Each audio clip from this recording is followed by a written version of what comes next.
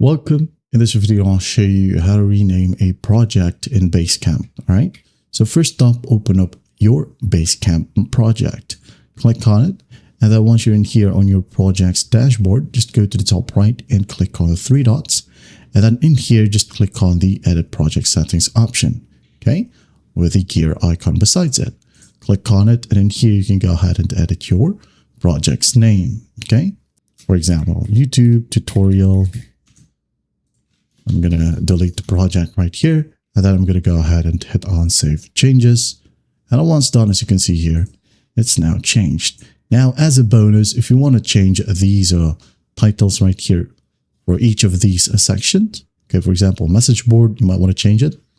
Okay, what you can do is go ahead over to home, wait for Basecamp's dashboard to load, and once you're in here, go to admin land, at the top right, wait for it, and click on rename project tools. Okay, and here, for example, to-dos, you can go ahead and name it as tasks or whatever you want. Okay, do the same with the other sections or tools right here. And if you want to as well in the future, you can just easily reset all to default names. Okay, that is it. Well, I hope this video helps, and I'll see you in the next one.